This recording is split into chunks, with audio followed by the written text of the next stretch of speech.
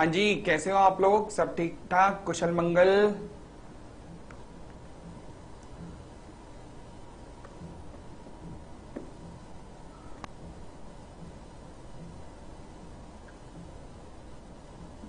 चलिए, आज हम जो लाइव रिवीजन करने आए हैं, टॉपिक है उसका आ, बताओ बताओ बताओ, ब्रीच ऑफ कॉन्ट्रैक्ट। क्या नाम है? Breach of contract. ठीक है, चलो जी शुरू करते हैं। अरे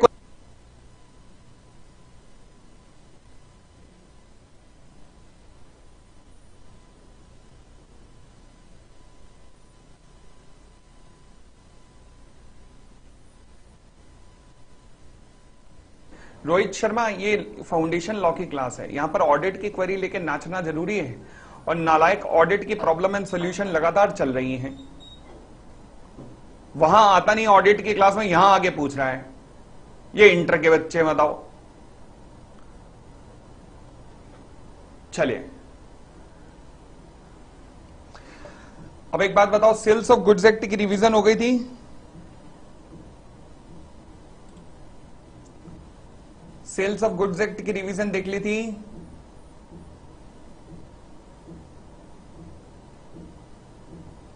चलिए, तो आज अपन लोग करने जा रहे हैं ब्रीच ऑफ कॉन्ट्रैक्ट।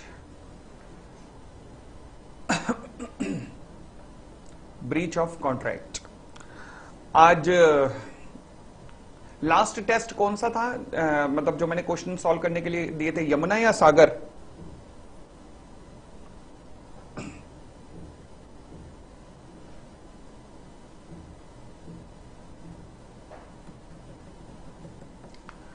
भाई लास्ट टेस्ट कौन सा था? यमुना या सागर? सागर।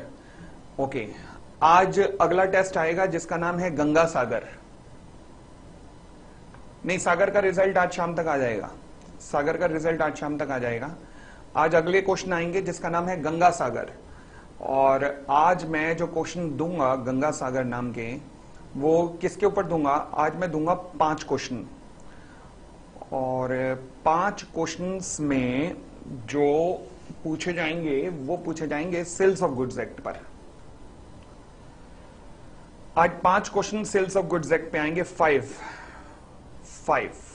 Got it? रेडी? उसमें एक ब्रीच ऑफ कॉन्ट्रैक्ट का क्वेश्चन था, तो क्या हो गया? आज जल्दी दे दूंगा। आज लगभग मुझे अभी मेरी 2:30 बजे मैंने मीटिंग में निकलना है, तो मतलब उससे पहले पहले दे दूंगा।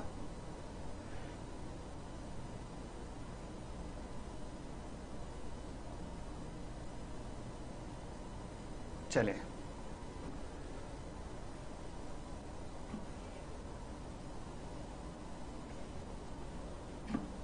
Sales of goods act revision हो गया ना? अब आप याद करो कि आप लोगों ने ना एक टेस्ट दिया था, लक्ष्य।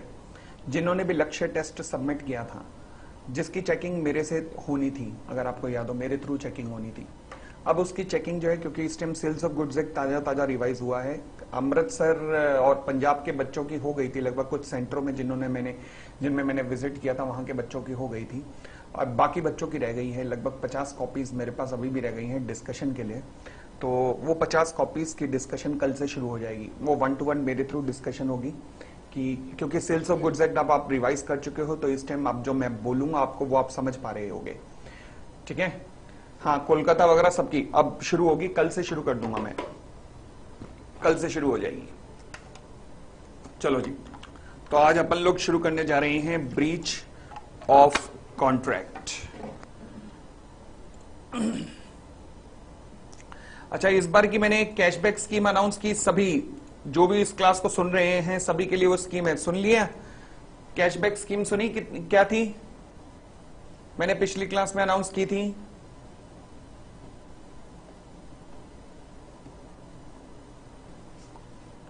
बताओ क्या थी?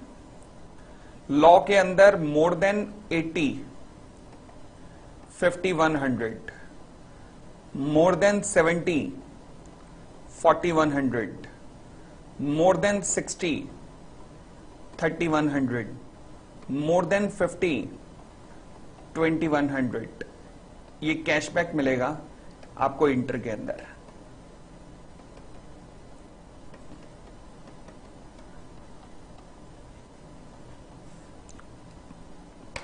कॉम्बोज के अंदर।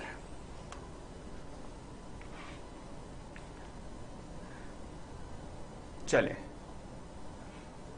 अच्छा स्क्रीन शो नहीं हो रही, मैं स्क्रीन शो कर देता हूं। लो जी, अच्छा अभी भी नहीं हो रही। हमारा कुंदन जो है ना, वो जब से इसकी गर्लफ्रेंड बनी है ना, तब से इसने काम करना बंद कर दिया है।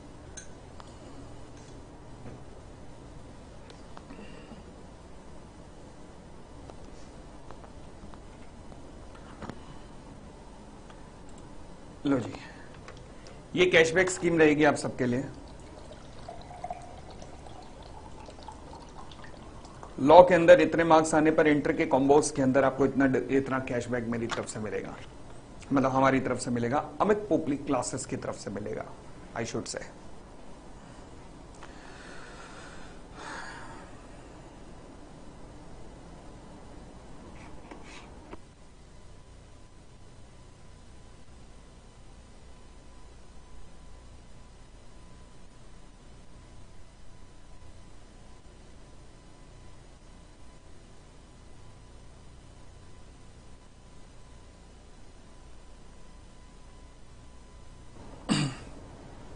जी,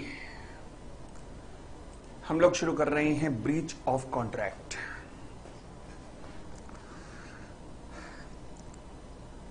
ब्रीच ऑफ कॉन्ट्रैक्ट का मतलब होता है कॉन्ट्रैक्ट का टूटना। जब कुछ ऐसी कोई चीज टूटती है, जब पीछे से गाना बजता है ना, छन से जब टूटे कोई सपना, जग सुना सुना लागे, जग सुना सुना लागे रे, होता है ना। तो फिर ये जो छन से जो टूटे कोई सपना है, ये क्या है? ये है ब्रीच ऑफ कॉन्ट्रैक्ट। यानी कि एक पार्टी ने कॉन्ट्रैक्ट तोड़ दिया। हर्ष सल्होत्रा वो कह रहे हैं जी जी, मतलब ऐसा लग रहा है अभी रिसेंटली गर्लफ्रेंड छोड़ के गई है, इतना दर्द महसूस हो रहा है इसके मैसेज में। तो ब्रीच का मतलब क्या है? ब्रीच का मतलब है कि वो सरकमस्टेंस जब कोई कॉन्ट्रैक्टिंग पार्टी अपने द्वारा किया गया वादा तोड़ देती है, तो इसे अपन लोग ब्रीच का नाम कहते हैं। अच्छा, ब्रीच जो है वो दो तरीके की हो सकती है। एक होती है एंटीसिपेटरी ब्रीच और एक होती है एक्चुअल ब्रीच। एंटीसिपेटरी ब्रीच और एक्चुअल ब्रीच में फर्क क्या होता है, चलिए ये देखते हैं। एक चीज है एंटीसिपेटरी ब्रीच। एंटीसिपेटरी ब्रीच का मतलब होता है कि मान लीजिए डेट ऑफ परफॉर्मेंस आने वाली है, पर उससे पहले ही एक पार्टी ने वादा तोड़ दिया। फॉर एग्जांपल, मेरा और नोरा का विवाह जो था वो 31 दिसंबर को था, परंतु आज ही मैंने फोन उठाया और नोरा से कहा, नोरा सॉरी मैं नहीं आ पाऊंगा, आई कांट मैनेज। बताइए, क्या मैं कह सकता हूं कन्या के दिल पे चोट पहुंची होगी? यस, बिल्कुल पहुंची होगी। तो ये कौन सी ब्रीच है? अगर मैंने यही वादा विवाह वाले दिन तोड़ा होता तो इसे मैं कहता एक्चुअल ब्रीच। परंतु जब मैंने विवाह से पहले ही ये वादा, परफॉर्मेंस वाले दिन से पहले ही ये वादा तोड़ दिया, तो ये क्या कहलाएगा? Anticipatory breach. तो एंटीसिपेटरी ब्रीच और एक्चुअल ब्रीच में मेन फर्क क्या है? एंटीसिपेटरी ब्रीच जो है वो परफॉर्मेंस से पहले होती है, परफॉर्मेंस से पहले होती है।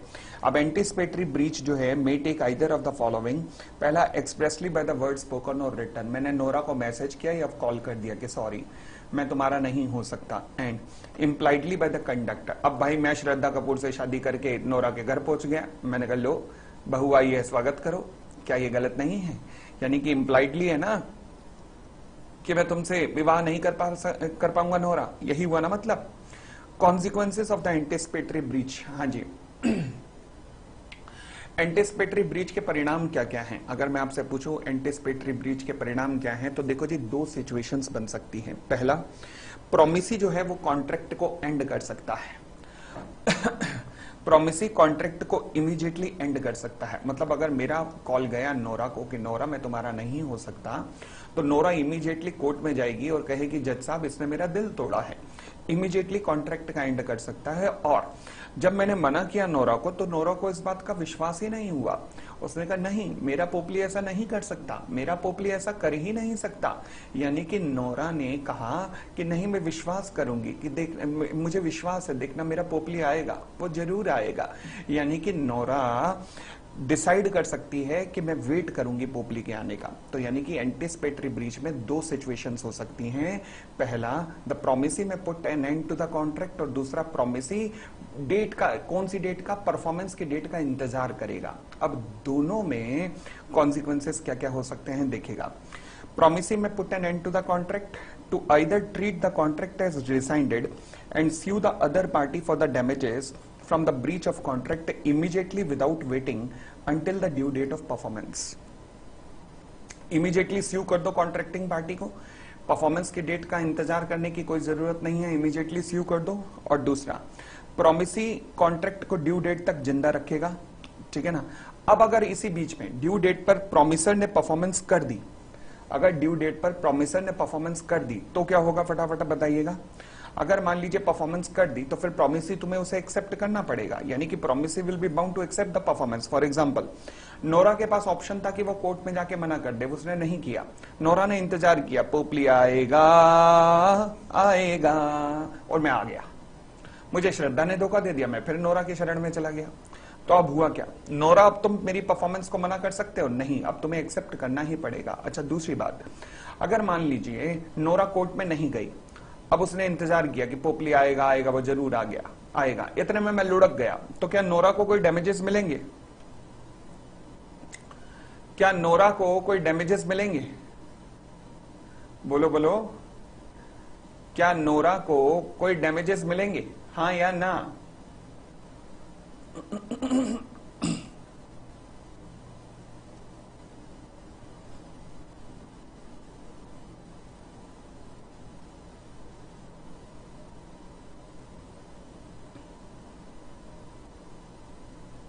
चले सर, मैंने सोगा का पूरा लर्न कर लिया है, तो क्या मुझे रिवीजन की जरूरत नहीं है? सोगा की रिवीजन करने से एक बार और स्ट्रांग हो जाएगा परी। और बस अगर रिवीजन नहीं भी कर रहे तो आज जो 5 क्वेश्चन आएंगे वो जरूर सॉल्व कर देना बस। हाँ जी, if during the time the contract remains open, अगर कोई घटना घट जाती है तो फिर प्रोमिसर जो है वो उसकी लायबिलिटी से डिस्चार्ज हो जाएगा और कॉन्ट्रैक्ट जो है वो वॉइड हो जाएगा। फिर प्रोमिसी का कोई भी राइट नहीं रहेगा against the promisor. Promisee will have no right against the promisor. Clear हो गई इतनी बात? चले और आगे बढ़ते हैं। अब ध्यान रखना, यहां पर ना डैमेजेस निकालने का बहुत पूछा जा सकता है सवाल, बहुत चांसेस हैं, तो पढ़िएगा सवाल देखिएगा। A contract was entered into between L and M whereby L agreed to supply furniture worth of ₹2 lakh to M. L कहता है कि मैं 2 लाख रुपए का फर्नीचर एम को सप्लाई करूंगा, ठीक है। कॉन्ट्रैक्ट डेट क्या थी, 20 अगस्त, एंड द परफॉर्मेंस की डेट थी 15 दिसंबर की। 1 नवंबर को ही, अगस्त में कॉन्ट्रैक्ट हुआ एंड 1 नवंबर को ही एल ने इंटीमेट किया एम को कि वो परफॉर्म नहीं कर पाएगा। अच्छा, उस दिन मार्केट प्राइस कितना था, 3,50,000 रुपए। कॉन्ट्रैक्ट प्राइस कितना था, 2 लाख। उस दिन मार्केट प्राइस था 3,50,000 रुपए। तो बताइए अब डैमेजेस कितने निकलेंगे? अच्छा, एम के पास 2 ऑप्शन है। पहला, वो इमीडिएटली स्यू कर सकता है एल को फॉर डैमेजेस। डैमेजेस कितने निकलेंगे, 3,50,000 minus 2 lakh is equal to 1,50,000। And वो दूसरा ऑप्शन क्या है कि वो परफॉर्मेंस की डेट का वेट भी कर सकता है। सपोज जिस दिन परफॉर्मेंस था उस दिन का प्राइस था 5 लाख रुपए, तो अब डैमेजेस कितने निकलेंगे, 3 लाख रुपए, ठीक है। पर अगर मैं कहूं कि सपोज करो परफॉर्मेंस के दिन जो प्राइस था वो 1,25,000 रुपए केवल रह गया, तो क्या कोई डैमेजेस मिलेंगे? नहीं, इस केस में कोई भी डैमेजेस नहीं मिलेंगे, क्योंकि डैमेजेस का कॉन्सेप्ट क्या होता है कि फॉर एग्जांपल मैं अगर बायर हूं, आपने मुझे चीज बेचनी है 2 लाख रुपए में, पर अब आपने कॉन्ट्रैक्ट तोड़ दिया, अब वही चीज मुझे मिल रही है 3 लाख रुपए में, तो ये जो 1 लाख रुपए एक्स्ट्रा मुझे पे करने पड़ रहे हैं आपके तोड़ने के कारण, ये डैमेजेस हैं। परंतु अगर चीज की कीमतें गिर गई तो मेरा कोई नुकसान नहीं हुआ है, फिर कोई डैमेजेस नहीं मिलते हैं, ठीक है। आगे बढ़ सकते हैं, चलिए अब हम आते हैं एक्चुअल ब्रीच के केस पे। तो एक्चुअल ब्रीच भी 2 तरीके की हो सकती है। पहला, एक actual breach on the date of performance और एक actual breach during the performance. एक होती है actual breach on the date of performance. On the date of performance का मतलब जो परफॉर्मेंस वाले दिन है उस दिन आपने ब्रीच किया है, यानी कि जिस दिन परफॉर्मेंस ड्यू थी आपने उस दिन ब्रीच कर दिया। एक होता है during the performance. During the performance का मतलब होता है परफॉर्मेंस चल रही है, शुरू हो चुकी है परंतु खत्म नहीं हुई और आपने ब्रीच कर दिया है। अच्छा, इसकी पीडीएफ दे दीजिएगा, अभी वीडियो के नीचे अपलोड हो जाएगी, ठीक है। वैसे मैं फाउंडेशन के खिलाड़ी में अपलोड करवा देता हूं इमीडिएटली भी।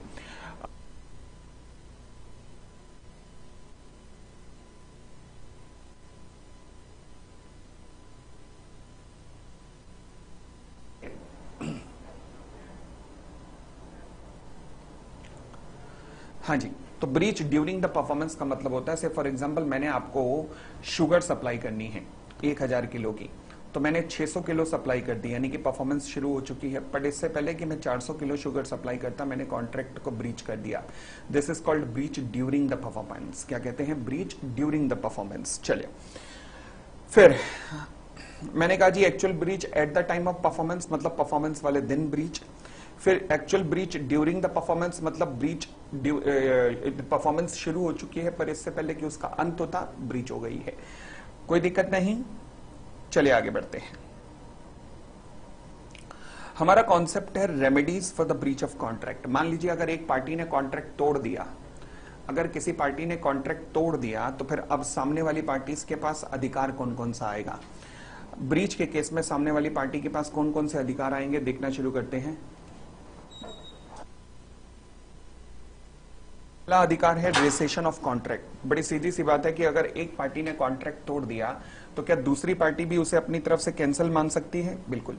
भाई एक ने वादा तोड़ दिया तो दूसरा भी उसे कैंसिल मान लेगी कि अब परफॉर्मेंस करने की तो जरूरत नहीं है। दिस इज कॉल्ड रेसेशन या फिर कैंसिलेशन ऑफ कॉन्ट्रैक्ट। यानी कि एक पार्टी अगर ब्रीच करती है तो दूसरी को भी अब वादा निभाने की अपनी जरूरत नहीं है। फिर दूसरा कहता है, पहले सेकंड को हम बाद में करेंगे, पहले आइए थर्ड पर। कहता है suit for the specific performance. Specific performance कब कब करवाई जा सकती है? फॉर एग्जांपल जब जब रेयर आर्टिकल्स होते हैं। रेयर आर्टिकल मतलब पुरानी हवेली, पुरानी कोठी। वो मैंने एग्जांपल दिया था टीपू सुल्तान की तलवार, कि मान लीजिए कर्नाटका के रहने वाले विनोद साहब ने एक टीपू सुल्तान की तलवार लेके आए। उन्होंने वो वादा किया विजय माल्या को बेचने का, विजय माल्या तलवार लेके आए इंग्लैंड से 6 करोड़ रुपए में। वादा हुआ कि ये 10 करोड़ रुपए में कर्नाटका में रहने वाले विनोद को बेच दी जाएगी। अब वादा हो गया, परंतु विजय माल्या ने बेचने से मना कर दिया। अब विजय माल्या का कोर्ट में कहना था, जज साहब देखो इसे कहो कि डैमेजेस ले ले, मैं डैमेजेस देने को तैयार हूं। सामने वाला बंदा कह रहा था मैं डैमेजेस नहीं लूंगा, मैं तो तलवार ही लूंगा, मैं तलवार ही लूंगा। अच्छा, अब क्या करें? अब भाई साहब, अब सबसे पहले कोर्ट ये देखेगा कि जो चीज इन्वॉल्व है वो क्या है। अगर तो वो ऐसी चीज है जो कि मार्केट में जिसका सप्लीमेंट्री अवेलेबल नहीं है, तो फिर आप क्या कर सकते हो, कोर्ट आदेश दे सकता है कि आपको ये कॉन्ट्रैक्ट निभाना ही निभाना पड़ेगा, जिसे कहते हैं स्पेसिफिक परफॉर्मेंस। तो स्पेसिफिक परफॉर्मेंस कब कब करवाई जा सकती है कोर्ट के द्वारा? जब जब वो चीज बड़ी रेयर आर्टिकल है, मतलब वैसी चीज और मार्केट में अवेलेबल नहीं है, तो फिर इस केस में स्पेसिफिक परफॉर्मेंस ऑर्डर की जा सकती है कोर्ट के द्वारा। This is called suit for the specific performance. फिर आता है सूट फॉर इंजंक्शन। इंजंक्शन का मतलब होता है किसी को कोई काम करने से रोक देना। रोक देना मतलब फॉर एग्जांपल, मैंने जैसे एग्जांपल दिए थे क्लास में भी कि अनुष्का शर्मा ने जब फिल्म साइन की रब ने बना दी जोड़ी, जो सुपर से भी डुपर हिट हुई, उसके बाद अनुष्का शर्मा को 15 महीने तक कोई और फिल्म नहीं मिल पाई थी। ऐसा नहीं था, कर नहीं पाई थी वो। क्यों नहीं कर पाई थी? क्योंकि उनका ना यश चोपड़ा, शायद यश चोपड़ा नहीं बनाई थी, यश चोपड़ा और आदित्य चोपड़ा उनके बेटे थे। तो इन लोगों की पॉलिसी है कि जब भी ये कोई नई हीरोइन लॉन्च करते हैं तो उससे कॉन्ट्रैक्ट साइन करते हैं कि अगले 3 साल तक केवल आप हमारी फिल्म ही साइन करोगे। अब रब ने बना दी जोड़ी सुपर डुपर हिट हुई, उसके बाद 15 महीने तक कोई फिल्म नहीं आई, तो अनुष्का शर्मा ने दूसरी फिल्म ज्वाइन करने की कोशिश की, तो इन्होंने केस कर दिया। अब अनुष्का का कहना था, जज साहब इन्होंने मुझे एक फिल्म दी, उसके बाद कोई फिल्म नहीं दे रहे, तो मैं क्या करूं? तो इनका कहना था कि नहीं जज साहब, हमारी स्क्रिप्ट तैयार हो रही थी और अब बिल्कुल तैयार हो चुकी है, बैंड बाजा बारात की। अब इनको कहो कि वो जो दूसरी फिल्म है उसे साइन ना करें, क्योंकि हमसे होने वाला कॉन्ट्रैक्ट निभाएं। यानी कि जब आप एक पार्टी से कॉन्ट्रैक्ट तोड़कर दूसरी पार्टी से कोई कॉन्ट्रैक्ट करने जा रहे हैं, तो कोर्ट आपको ऐसा करने से रोक सकता है कि रुक जाइए, आप ऐसा मत कीजिए। This is called injunction. क्या कहते हैं इसे? इंजंक्शन। चलिए, फिर कहते हैं क्वांटम मैरिट। क्वांटम मैरिट का मतलब क्या होता है? As much as is earned, मतलब जितना आप काम करोगे उतना तो आपको मिलेगा ही मिलेगा। यानी कि जितना भी आपने परफॉर्म किया है, जितना भी आपने काम किया है, उतना तो आपको मिलेगा ही मिलेगा।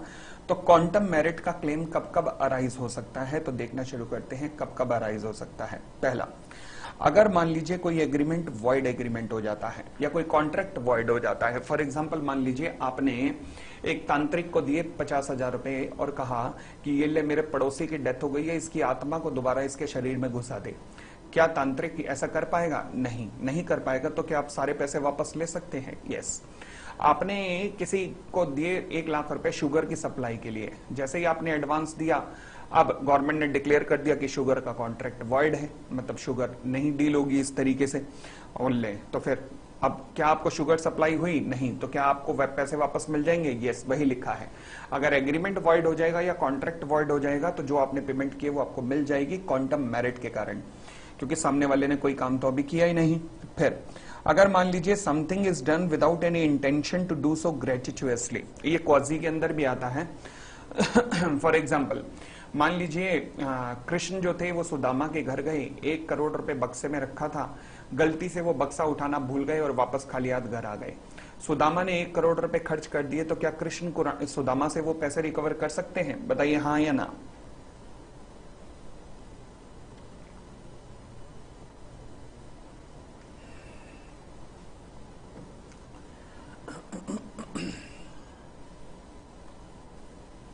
हाँ या ना? यस, रिकवर कर सकते हैं, ठीक है, क्योंकि नॉन ग्रेटिट्यूअस एक्ट था। आगे, where there is an express or implied contract to render services but there is no agreement as to remuneration। एक कंपनी ने एक मैनेजिंग डायरेक्टर को अपॉइंट कर दिया, वो काम भी कर रहा है 3 महीने तक, फिर मेंबर्स ने कहा कि हमें स्वीकार नहीं है, इसे हटाओ। क्या 3 महीने काम करने के उसे पैसे मिलने चाहिए कि नहीं? क्या 3 महीने काम करने के पैसे मिलने चाहिए कि नहीं? सैलरी डिसाइड ही नहीं होती, सैलरी मेंबर्स ने डिसाइड करनी थी। अभी बोर्ड ऑफ डायरेक्टर ने उसे अपॉइंट कर दिया, ये कहते हुए कि 3 महीने बाद मेंबर्स तुम्हारे सैलरी डिसाइड करेंगे, तुम इतना काम करो। मेंबर्स की मीटिंग 3 महीने बाद है, 3 महीने अगले ने काम किया, मेंबर्स ने कहा हमें ये नहीं चाहिए, तो 3 महीने की सैलरी मिलेगी कि नहीं मिलेगी? क्वांटम मेरिट, ठीक है। आगे, where one party abandon or refuses to perform the contract, where one party abandon or refuses to perform the contract, मतलब एक कॉन्ट्रैक्ट चल रहा है। फॉर एग्जांपल, मान लीजिए मैं आईसीआई में पढ़ाने गया, अब सीए इंस्टीट्यूट में अगर मैं पढ़ाने गया, उन्होंने कहा पोपली साहब पूरा फाउंडेशन का बैच खत्म करा देना, हम आपको 20 लाख रुपए देंगे। ठीक है जी, टोटल 50 क्लासें थी, मैंने 10 क्लासें ली, मैंने कहा यार मेरे से नहीं पढ़ाया जा रहा है, क्या ढक्कन बच्चे, मैं नहीं पढ़ा रहा, ये कहकर मैं वापस आ गया। तो बताइए क्या सीए इंस्टीट्यूट मुझे पैसे देगा? क्या सीए इंस्टीट्यूट मुझे पैसे देगा, हाँ या ना? सोचो सोचो, यस और नो, यस और नो। नहीं, क्यों? क्योंकि कॉन्ट्रैक्ट मैंने तोड़ा है, मैंने तोड़ा है। अगर बीच में ही पार्टी ने कॉन्ट्रैक्ट छोड़ दिया तो ध्यान रख लेना, ध्यान रख लेना, मैंने अगर कॉन्ट्रैक्ट छोड़ा है तो मुझे पैसे नहीं मिलेंगे। मगर अगर सीए इंस्टीट्यूट ने मुझे निकाला, अगर सीए इंस्टीट्यूट ने मुझे निकाला तो पैसे मिलेंगे कि नहीं?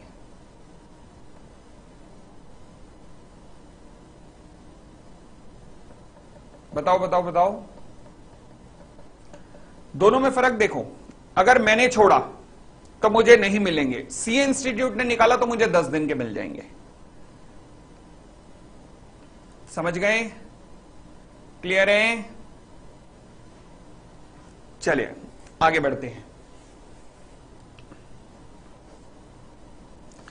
Where a contract is divisible, contract divisible है। फॉर एग्जांपल, सीए इंस्टीट्यूट ने मुझे कहा है कि वो मुझे हर क्लास के 10,000 रुपए देगा, हर क्लास के 10,000 रुपए देगा। मैंने 10 क्लासेस बाद क्लासेस छोड़ दी, बताइए 10 क्लासेस के 10,000 के हिसाब से क्या मुझे 1 लाख रुपए मिलना चाहिए कि नहीं? मुझे 10 क्लासेस के 10,000 रुपए दे रहा है, वो मिलना चाहिए कि नहीं? मिलेगा? यस, मिलेगा। कॉन्ट्रैक्ट डिविजिबल नेचर का होगा तो फिर आपको पेमेंट मिलेगी based on a quantum merit, quantum merit, ठीक है जी। अब मान लीजिए हुआ क्या, कॉन्ट्रैक्ट इनडिविजिबल नेचर का है। कौन से नेचर का है? इनडिविजिबल। फॉर एग्जाम्पल, क्या कहता है कि अगर मैंने 100% मान लीजिए मैंने कहा कि मैं पूरा सिलेबस खत्म कराऊंगा सीए इंस्टीट्यूट में, तो मुझे पूरा सिलेबस खत्म होने के 10 लाख रुपए मिलने थे, ठीक है। मैंने कॉन्ट्रैक्ट एक्ट पढ़ाया, बाकी मैंने पढ़ाया ही नहीं। बाकी मैंने कहा, बच्चों से पूछा, मैंने कहा पार्टनरशिप क्या होता है? उन्होंने कहा सर हम पार्टनरशिप बताते हैं, हम पार्टनरशिप बताते हैं। सर पार्टनरशिप का मतलब होता है कि जब 2 लोग मिलकर आपस में बिजनेस करें। मैं कहा ये सही, बिल्कुल ठीक, बिल्कुल सही कहा। पार्टनरशिप का मतलब होता है कि जब 2 लोग मिलकर करें। परी कह रही है कि इसके क्वांटम मेरिट्स के नोट्स कॉपी में नहीं मिल रहे। भाई बाकी बच्चे करेंगे कंफर्म? ऐसा है क्या? जरा कंफर्म करो फटाफट।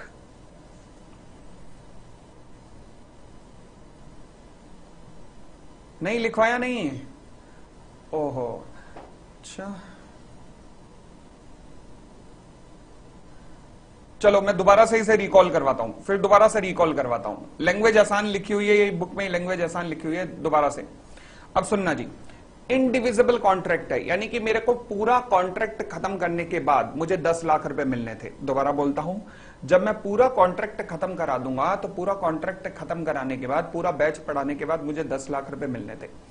मैंने ऐसा पढ़ाया कि ना पार्टनरशिप कराया, ना कंपनी एक्ट कराया, ना एलएलपी कराया, ना सेल्स ऑफ गुड्स एक्ट कराया, केवल सारी की सारी क्लासें मैं कॉन्ट्रैक्ट एक्ट पे लेता रहा। अब सीए इंस्टीट्यूट को बच्चों ने चिल्लाया जोर जोर से कि पोपली हाय हाय, पोपली हाय हाय। अच्छा, फिर सीए इंस्टीट्यूट को फटाफट किसी और टीचर को लाना पड़ा। वो नया टीचर जो आया वो ये सारे एक्ट पढ़ाने के 8 लाख रुपए ले गया। तो बताइए मुझे कितने मिलने चाहिए?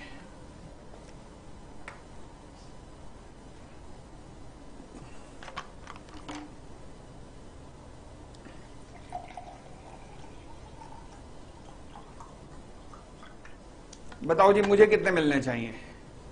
10 में से 8 गए, 2, तो यानी कि 2 लाख रुपए मुझे मिलने चाहिए। अब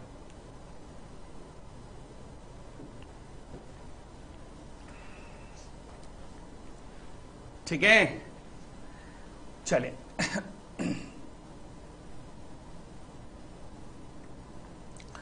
तो चलिएगा क्वांटम मेरिट के कॉन्सेप्ट को एक बार दोबारा से रिकॉल करते हैं। क्वांटम मेरिट क्या होता है? क्वांटम मेरिट का मतलब होता है कि जितना आपने काम किया है उतना तो आपको मिलेगा ही मिलेगा, मतलब as much as is earned. इसका मतलब है कि it means the payment in proportion to the amount of the work done. जितना आपने काम किया है उतना तो आपको मिलेगा ही मिलेगा। इसे क्या कहते हैं? Quantum merit. फिर कहता है generally one cannot claim performance from another unless one has performed his obligation in full. यानी कि मैं सीए इंस्टीट्यूट से तब तक पैसे नहीं मांग सकता जब तक मैं अपना कॉन्ट्रैक्ट कंप्लीट ना कर दूं। बट कुछ केसेस ऐसे होते हैं जहां पर आप थोड़ा सा काम करने के बाद भी पैसे मांग सकते हो। अब वो कौन कौन से केसेस होते हैं वही हम क्वांटम मेरिट में समझ रहे हैं। समझ रहे हो? जिन्होंने कॉपी में नहीं लिखा हुआ समझ रहे हो? तो क्लेम फॉर क्वांटम मेरिट कब कब अराइज होता है? पहली सिचुएशन, जब एग्रीमेंट वॉइड हो जाए या कॉन्ट्रैक्ट वॉइड हो जाए। हम जानते हैं ना, फॉर एग्जांपल मैंने आपको 1 लाख रुपए दिए कि मेरे पड़ोसी की वाइफ को जिंदा कर दो।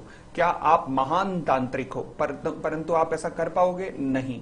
तो यानी कि कुछ भी काम नहीं कर पाए तो मेरा जो 1 लाख रुपए है वो वापस करो।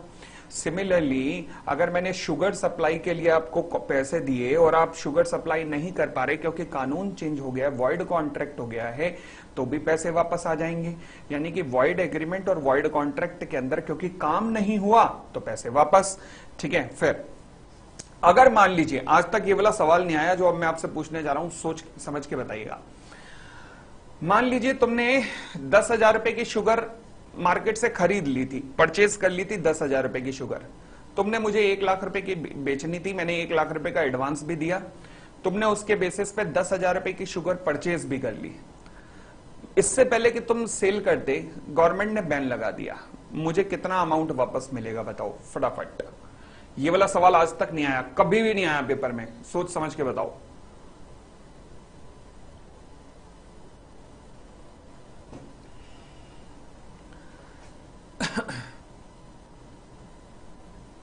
पूरे 1 लाख रुपए, पूरे 1 लाख रुपए वापस मिलेंगे क्योंकि शुगर तो सप्लाई हो ही नहीं सकती ना अब।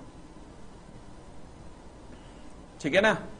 चलिए दूसरी बात, when something is done without any intention to do so gratuitously, ये मैंने क्वाजी कॉन्ट्रैक्ट के अंदर बी पॉइंट करवाया हुआ है। यानी कि कृष्ण सुदामा के घर आए, सुदामा के घर अपना ब्रीफकेस, पूरा ब्रीफकेस ही भूल गए और सुदामा ने उसे खर्च कर दिया। तो क्या कृष्ण सुदामा से रिकवर कर सकते हैं? Yes, this is again come under the quantum merit. Third, जब there is an express or implied contract to render the services but there is no agreement as to remuneration. यानी कि एक्सप्रेस या implied contract तो हुआ है services देने का, but there is no agreement as to remuneration. For example ये कैसे हुआ था, एक रियल घटना कैसे घटी थी कि एक कंपनी ने मैनेजिंग डायरेक्टर को, बोर्ड ऑफ डायरेक्टर्स ने मैनेजिंग डायरेक्टर को अपॉइंट कर दिया, और मैनेजिंग डायरेक्टर का अपॉइंटमेंट ना शेयर होल्डर करते हैं। बट हुआ क्या, बोर्ड ऑफ डायरेक्टर ने कहा हमारे शेयर होल्डर्स की मीटिंग 3 महीने बाद है, साल में एक बार मीटिंग होती है उनकी, तो 3 महीने बाद है, तू अभी अपॉइंट हो जा, फिर वो बाद में आके तेरा अप्रूवल फाइनल कर देंगे और तेरी रेम्युनरेशन भी वहीं डिसाइड हो जाएगी। उसने कहा जी ठीक है। 3 महीने तक इसने काम किया, शेयर होल्डर ने इसको अपॉइंट करने से मना कर दिया। तो अब मुझे बताइए क्या इसे रेम्युनरेशन तो दोगे या पैसे भी नहीं दोगे इसके काम करने के, क्योंकि 3 महीने तक तो इसने काम किया है ना। तो बताइए पैसे दोगे या पैसे भी नहीं दोगे? पैसे तो देने पड़ेंगे। तो there is an express or implied contract to render services, या फिर सिंपल सा लिख लेना, there is a contract to render services but there is no agreement as to remuneration. Remuneration को लेकर कोई भी कॉन्ट्रैक्ट नहीं है। ठीक है, आगे जहां पर एक पार्टी अबेंडन कर देती है और रिफ्यूज कर देती है टू परफॉर्म द कॉन्ट्रैक्ट, यानी कि एक पार्टी कह देती है कि मुझे परफॉर्मेंस नहीं करनी है। अबेंडन मतलब मैंने बीच में ही कॉन्ट्रैक्ट छोड़ दिया। अगर मैंने बीच में छोड़ा, आईसीआई का पूरा सिलेबस फाउंडेशन का मुझे कराना था और मैंने बीच में कॉन्ट्रैक्ट तोड़ दिया 10 क्लासेस के बाद ही, जबकि 50 क्लासेस के बाद मुझे पैसे मिलने थे, तो बताइए मुझे पैसे मिलेंगे कि नहीं? फटाफट बताइए, मुझे पैसे मिलेंगे कि नहीं? नहीं, क्योंकि मैंने तोड़ा है। परंतु अगर कॉन्ट्रैक्ट तोड़ा आईसीआई ने, तो बताइए आईसीआई मुझे पैसे देगा कि नहीं, क्योंकि मैंने 10 क्लासेस तक परफॉर्म किया है। फिर मुझे पैसे मिलेंगे कि नहीं? हाँ, फिर मुझे मिलेंगे, क्योंकि कॉन्ट्रैक्ट तोड़ा किसने है? आईसीएआई ने तोड़ा है। ठीक हो गई इतनी बात? एक तो तुम हाँ नहीं बोलते ना। हाँ चले नेक्स्ट। अगर कॉन्ट्रैक्ट डिविजिबल नेचर का होगा, मतलब पर क्लास 10,000 रुपए, तो मुझे मिलेगा कि नहीं?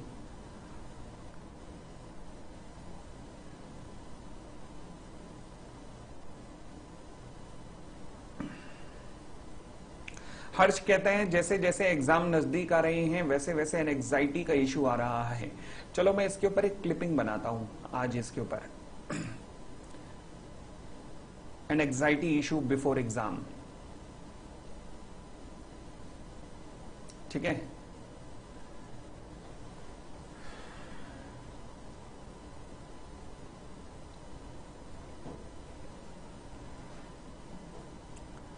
चलिए next point, where a contract is divisible. Next मैं आज शाम को बताता हूं, कोई क्लिपिंग बनाता हूं इसके ऊपर। नेक्स्ट, अगर मान लीजिए कॉन्ट्रैक्ट इनडिविजिबल नेचर का है, जहां पर आपको फुल पेमेंट कॉन्ट्रैक्ट परफॉर्म करने के बाद में मिलेगी। आपने परफॉर्म तो किया बट बहुत बुरे तरीके से परफॉर्म किया, मतलब मैंने पढ़ाया तो सही आईसीआई में, बट केवल कॉन्ट्रैक्ट एक्ट पढ़ाया, बाकियों को एक ही दिन में सल्टा दिया, बाकी सारे एक्ट को।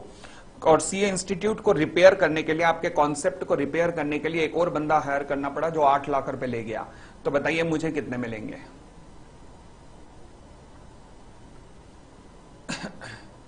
मुझे कितने मिलेंगे? बताओ बताओ बताओ, मुझे कितने मिलेंगे? 10 lakh minus 8 lakh is equal to 2 lakh. समझ गए? चलिए, तो ये सारे केसेस हैं जहां पर क्वांटम मेरिट का क्लेम अराइज होता है, जहां पर क्वांटम मेरिट का क्लेम अराइज होता है। फिर अब आते हैं डिफरेंट टाइप्स ऑफ डैमेजेस पर। डैमेजेस कितने प्रकार के हो सकते हैं? डैमेजेस कितने प्रकार के हो सकते हैं? चलिए,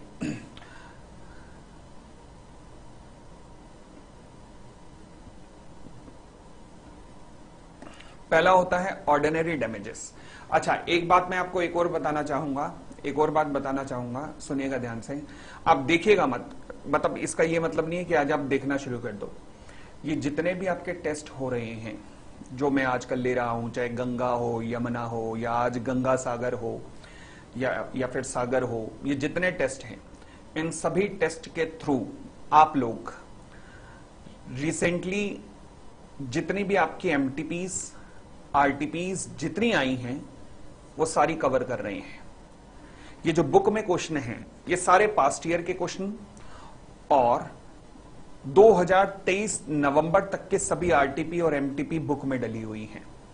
उसके बाद की जितनी एमटीपीज और आरटीपीज हैं, ये जितने आप टेस्ट दे रहे हो आजकल, यमुना, गंगा सागर, ये सब A to Z आप करके जा रहे हो।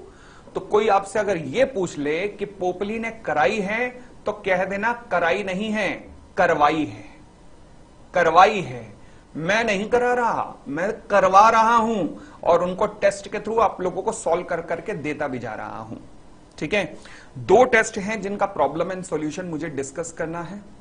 2 टेस्ट हैं, दोनों का प्रॉब्लम एंड सॉल्यूशन आज डिस्कस होगा, एक यमुना और एक सागर। दोनों टेस्ट का डिस्कशन आज डिस्कस होगा। ठीक है, आज उनका सॉल्यूशन डिस्कस होगा। बड़े ध्यान से सुनिएगा ताकि कोई प्रेजेंटेशन में अगर आपकी कमी आ रही है तो वो प्रेजेंटेशन की कमी ताकि आप सुधार सकें कि यहां पर काम करना बाकी है। बाकी टेस्ट जिनके चेक होके आ रहे हैं वो तो आ ही रहे हैं। आज गंगा सागर नाम का टेस्ट अभी थोड़ी देर में अपलोड हो जाएगा, बट इसका मतलब ये नहीं है कि गंगा सागर का, जैसे मैंने अब आपको ये रहस्य बता दिया कि अब आप टेस्ट देने से पहले अपनी एमटीपी और आरटीपी उठा लें और पहले आंसर्स पढ़ लें। प्लीज ऐसा मत करना। बड़े ईमानदारी से आपने सेल्स ऑफ गुड्स एक्ट की रिवीजन करी है, एक और बार रिवीजन करना। टेस्ट हैवी लेवल का होगा, 5 क्वेश्चन आएंगे सेल्स ऑफ गुड्स एक्ट के, तो प्लीज बड़ी ईमानदारी से करिएगा, बड़ी ईमानदारी से करिएगा। श्रीजीत मैंने सुन लिया बेटा, चिंता मत कर, मैं करवा दूंगा, चिंता मत कर। ठीक है भाई, बोलो ना हाँ। आगे, ऑर्डिनरी डैमेजेस का मतलब होता है ऐसे डैमेजेस जो कि नेचुरली अराइज होते हैं, जो कि नेचुरली अराइज होते हैं। 48 घंटे मिलेंगे गंगा सागर जमा करने के लिए, यानी कि थर्सडे तक जमा करा सकते हो क्योंकि बड़े लेवल का टेस्ट है।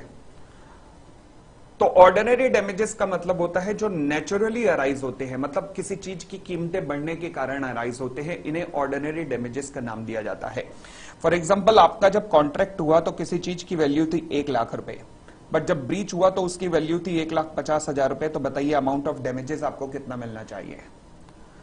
बताओ जी, बताओ कितने डैमेजेस मिलने चाहिए? कोई चीज जो पहले 1 लाख रुपए की थी अब 1,50,000 रुपए की हो गई है, तो बताइए डैमेजेस कितने मिलने चाहिए? 1,50,000 के डैमेजेस मिलने चाहिए। ये डैमेजेस क्यों अराइज हुए? नेचुरली अराइज हुए हैं किसी चीज की कीमत बढ़ने के कारण। This is called ordinary damages. अब एक बड़ी समस्या जो हर एक के माइंड में रहती है, हर बच्चे के दिमाग में रहती है, वो क्या? सर, हेडले वर्सेस बैक्सेंडेल को स्पेशल डैमेजेस में लिखना है या ऑर्डिनरी डैमेजेस में लिखना है? देखो, ये केस ऑर्डिनरी का भी है, स्पेशल का भी है। ज्यादा ये स्पेशल का है, कम ये ऑर्डिनरी का है। हुआ क्या था, हेडले वर्सेस बैक्सेंडेल के अंदर जब हेडले की मोटर खराब हो गई थी तो उसने बैक्सेंडेल को कहा कि ठीक करा के ले आ, आने जाने में 15 दिन लगेंगे। बैक्सेंडेल आया 2 महीने बाद। अब जब 2 महीने बाद आया और बैक्सेंडेल ने अपने पैसे मांगे तो हेडले ने पैसे दिए तो नहीं, उल्टा उसके ऊपर केस कर दिया कि तू, तेरे लेट करने के कारण मेरे को कॉन्ट्रैक्ट मिलना था वो चला गया, मेरे को लेबर की फीस पे करनी पड़ी, मेरे को फालतू के फैक्ट्री खोल खोल के बैठना पड़ा, रेंट वगैरह बियर करना पड़ा तेरे कारण। तो हेडले ने उल्टा बैक्सेंडेल से पैसे मांग लिए। अब सवाल उठा, क्या हेडले बैक्सेंडेल से रिकवर कर सकता है? नहीं कर सकता। क्यों नहीं कर सकता? क्योंकि जज साहब ने कहा कि देखो, यहां पर नेचुरल डैमेजेस तो कोई अराइज नहीं हुए। नेचुरल डैमेजेस तब अराइज होते हैं जब चीज की कीमतें बढ़ती हैं।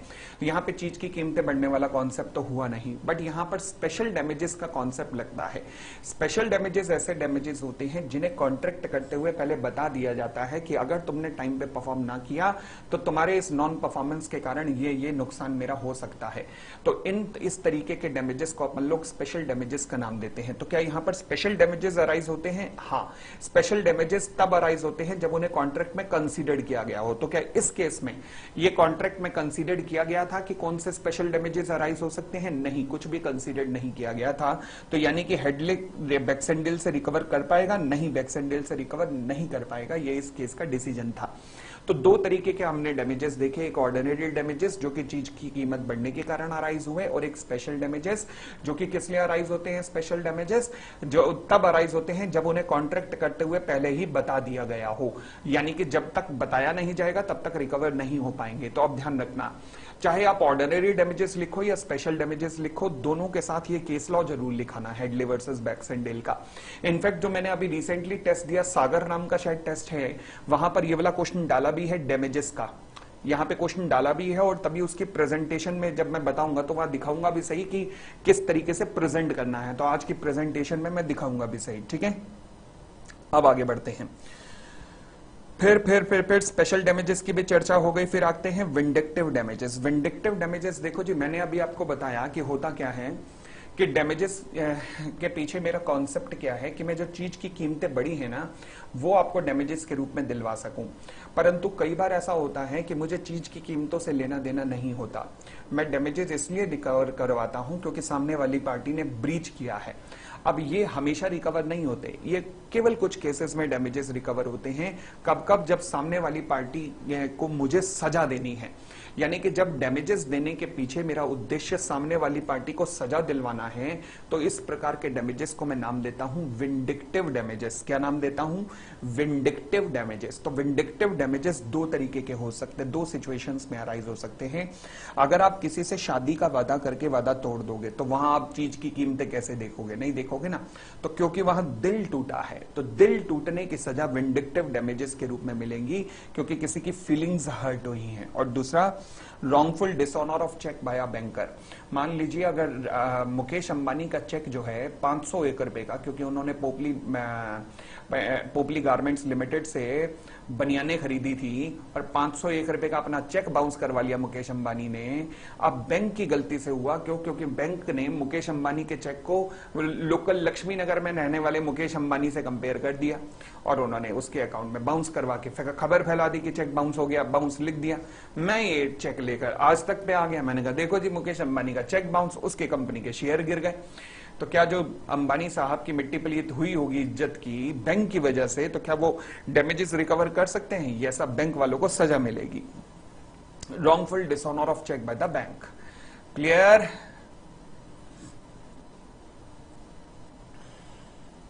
चलिए, क्योंकि बिजनेसमैन का जो इज्जत है वो पूरी की पूरी धज्जियां उड़ चुकी है इसके कारण। फिर आते हैं नॉमिनल डैमेजेस। नॉमिनल डैमेजेस का मतलब होता है ऐसे डैमेजेस जहां पर दूसरी पार्टी को कोई लॉस नहीं हुआ, ना कुछ भी नुकसान नहीं हुआ, फिर भी ये डैमेजेस हम रिकवर क्यों करवा रहे हैं? क्यों? क्योंकि बस एक लीगल राइट था, जिस लीगल राइट को उसने एक्सरसाइज किया होगा। फॉर एग्जांपल, मान लीजिए कोई चीज 1 लाख रुपए की थी और आज भी 1 लाख रुपए की अवेलेबल है। तो जब सेलर ने कॉन्ट्रैक्ट तोड़ा तो बायर ने कहा कि मुझे डैमेजेस दिलवाओ। तो सेलर ने कहा किस बात के? भाई डैमेजेस 1 लाख रुपए की चीज अवेलेबल है तो किसी और से ले ले। तो बायर ने कहा इसने कॉन्ट्रैक्ट तोड़ा है, मैंने कोर्ट में केस किया है, मुझसे कम से कम वकील की या कोर्ट की फाइलिंग फीस तो मुझे रिकवर करवाओ। तो जज साहब वो आपको रिकवर करवा सकते हैं under the head nominal damages. Nominal damages, ठीक है बेटा। गौरव कुमार, अभी जो चल रहा है ना तू वहां कंसंट्रेट कर, पहले वहां कंसंट्रेट कर। ये सारे अनसॉल्व क्वेश्चन तू खुद सॉल्व करके मुझे अभी देगा अगले कुछ 5-7 दिन में ही। चल यहां पे ध्यान दे। नालायक, damages for the deterioration caused by delay. Damages for the deterioration caused by delay. अब देखो जी, नवंबर दिसंबर जनवरी में सर्दियां आ रही हैं। अब सर्दियों में गर्म कपड़ों की जरूरत पड़ेगी। तो मान लीजिए जो श्रीजीत है वो रहता है कहां? कैलकाटा के अंदर। और कैलकाटा के अंदर इंपोर्टेड माल आता है। अब मैंने श्रीजीत से कहा कि श्रीजीत, ये जो इंपोर्टेड माल कैलकाटा में आता है, क्या ये माल तुम मुझे दिल्ली में सप्लाई कर सकते हो? इसने कहा जी ठीक है। जैकेट्स आती हैं इसके पास विदेशों से। इसने मुझे जैकेट सप्लाई की in the month of April. अब मैं गर्मियों में जैकेट पहनाऊं लोगों को? क्या मैं कह सकता हूं इसके डिले के कारण मुझे नुकसान हुआ है? यस। अब श्रीजीत का कहना है कि मैं तो डैमेजेस नहीं दूंगा। क्यों? क्योंकि सर आपने नहीं बताया था कि आपको जैकेट्स की जरूरत सर्दियों से पहले है। ये क्या बताने की जरूरत थी? ये तब डैमेजेस मिलते हैं जब जब सीजन सेल हो रही हो, सीजन आ रहा हो। तो सीजन से पहले अगर आपने कोई चीज मंगाई हो और सामने वाला उसे नहीं टाइम पे डिलीवर करे और सीजन का नुकसान हो जाए, तो इनको बताने की भी जरूरत नहीं होती है, फिर भी रिकवर किए जा सकते हैं। फिर आते हैं जी लिक्विडेटेड डैमेजेस एंड पेनल्टी। अब देखो जी, ये नॉर्मली ना स्पेशल डैमेजेस में फॉर्म हो सकता है। ये liquidated damages and penalty normally special damages का ही पार्ट होता है। लिख के मत आना ये चीज, एग्जामिनर भी घबरा जाएगा कि ये क्या हुआ है। देखो स्पेशल डैमेजेस मैंने कहा जी, अगर तुमने कॉन्ट्रैक्ट तोड़ा तो डैमेजेस लिख दिए गए हैं कॉन्ट्रैक्ट के अंदर कि मुझे ये नुकसान होंगे, ठीक है। वो जो डैमेजेस लिखे गए हैं, अगर उसके पीछे एक प्रॉपर कैलकुलेशन है कि अगर तुमने कॉन्ट्रैक्ट तोड़ा तो मेरा ये नुकसान होगा, ये नुकसान होगा, ये नुकसान होगा, प्रॉपर कैलकुलेशन है, तो वो डैमेजेस कहलाते हैं लिक्विडेटेड डैमेजेस। परंतु अगर तुमने कॉन्ट्रैक्ट तोड़ा और बिना किसी बेस के एक फिगर प्रोवाइड कर दी गई है 10 लाख रुपए, कॉन्ट्रैक्ट तोड़ने पर 10 लाख रुपए, तो इसे कहते हैं पेनल्टी। क्या कहते हैं? पेनल्टी। तो पेनल्टी मतलब बिना किसी बेसिक के वैसे ही फिगर प्रोवाइड कर दी। और लिक्विडेटेड डैमेजेस मतलब प्रॉपर एक कैलकुलेशन, प्रॉपर कैलकुलेशन दिखाई गई है कि मेरे डैमेजेस इस फॉर्मूले के थ्रू निकलेंगे, this is called liquidated damages. बताइए क्या मुझे डन का मैसेज मिल पाएगा?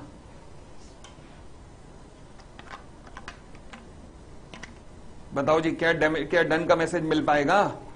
ना कोई हां कर रहा है, ना कोई ना कर रहा है।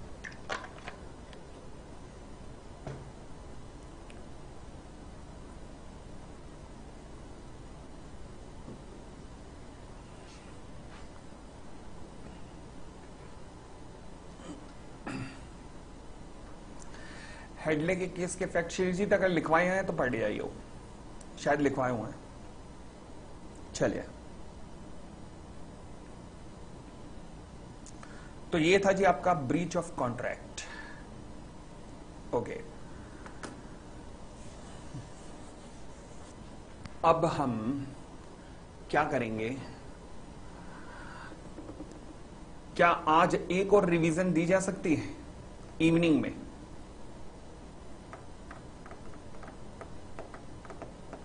या फिर नहीं, आज रहने दो, आज रहने दो। नहीं, आज आपने 5 क्वेश्चन सॉल्व करने हैं। तो मैं कंपनीज एक्ट की देने की सोच रहा था, मगर 5 क्वेश्चन दे रहा हूं पहले मैं, वो जरूरी है। तो आज 5 क्वेश्चन आपने सॉल्व करने हैं।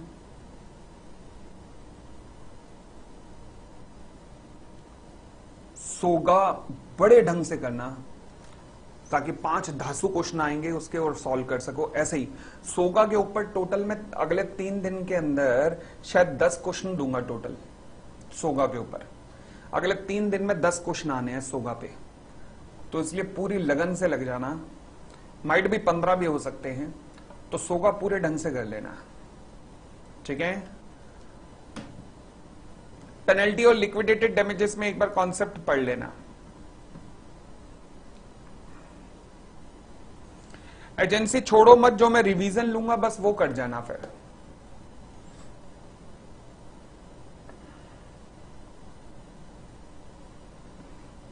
श्रीजीत आएगी नहीं प्रॉब्लम, रुक जा अभी, नेगोशिएबल इंस्ट्रूमेंट का रुक जा। आज की वीडियो देखियो जो मैं यमुना और सागर नाम के टेस्ट की दूंगा। चले, आज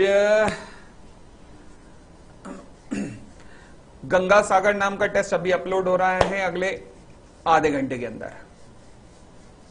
स्टार्ट डूइंग दिस। धन्यवाद, thank you, bye bye, take care.